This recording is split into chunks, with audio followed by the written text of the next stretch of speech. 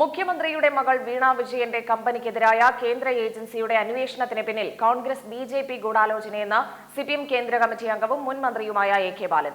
ഇതുമായി ബന്ധപ്പെട്ട തെളിവുകൾ വൈകാതെ പുറത്തുവിടുമെന്നും എ.കെ. ബാലൻ പറഞ്ഞു. അത് എന്താണെന്നുള്ളത് എനിക്കറിയില്ല, കോടതിയിൽ വരട്ടെ. നിങ്ങളിപ്പോൾ പറയുമ്പോഴാണ് ഈ രാജീവനുമായി ബന്ധപ്പെട്ടുകൊണ്ട് കുറച്ച് ഞാനത് പഠിച്ചിട്ടില്ല.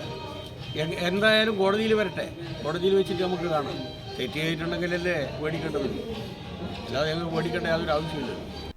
അന്വേഷണം പ്രഖ്യാപിച്ചതിൽ ഉദ്യോഗസ്ഥർക്ക് തന്നെ കടുത്ത അതൃപ്തിയുണ്ട്. ഈ അന്വേഷണത്തിൽ CPM-ന് യാതൊരു വേവലാതിയുമില്ലെന്നും എ.കെ. ബാലൻ കൂട്ടിച്ചേർത്തു.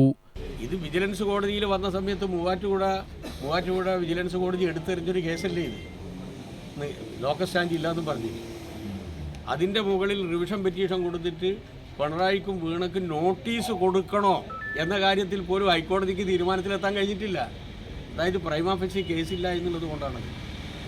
പ്രൈമാ ഫേസി ഒരു കേസുണ്ടെങ്കിൽ മാത്രമല്ലേ ഇംപ്ലിക്കേറ്റ് ചെയ്യാൻ പറ്റൂ. അതുപോലും ഹൈക്കോടതിയെ സംശയമാണ്. കാരണം വിജിലൻസ് കോടതിൻ്റെ കേസ് ഏറ്റവും നല്ല രൂപത്തിൽ വിധി പറഞ്ഞതാണ്, മെറിറ്റ് കടന്നിട്ട്. മൂവാറ്റുപുഴ വിജിലൻസ് കോടതി തള്ളിയ കേസിൻ്റെ മുകളിലല്ലേ വീണ്ടും റിവിഷൻ കൊടുത്തിട്ടുള്ളത്. ഏതെങ്കിലും ഒരു കേസ് തെളിയിക്കാൻ കഴിഞ്ഞിട്ടുണ്ടെങ്കിൽ, ജനങ്ങളെ ബോധ്യപ്പെടുത്താൻ കഴിഞ്ഞിട്ടുണ്ടെങ്കിൽ ഈ പറയുന്നത് ശരിയാണ്. രാഷ്ട്രീയമായ വെഞ്ചൻസോട് കൂടി ഇത്രയും വൃത്തികേടിലേക്ക് പോകാൻ പറ്റും.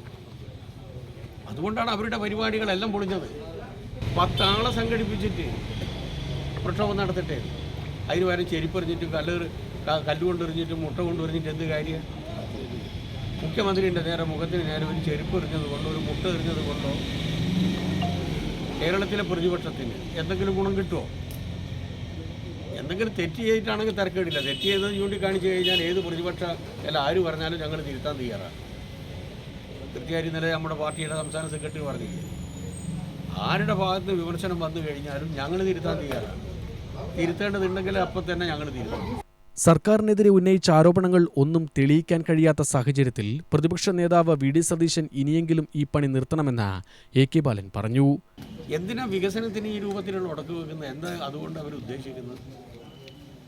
ഈ പൊതുസമൂഹത്തിൻ്റെ മുമ്പിൽ അവരൊറ്റപ്പെടുക എന്നല്ലാതെ ഇങ്ങനെ വികസന പ്രവർത്തനത്തെ ഇല്ലാതാക്കുന്ന ഒരു ദുഷിച്ച മനസ്സ് ഒരു പ്രതിപക്ഷ നേതാവിൻ്റെ ഭാഗത്തും ഈ കേരളത്തിൽ ഇന്നേവരെ കണ്ടിട്ടില്ല.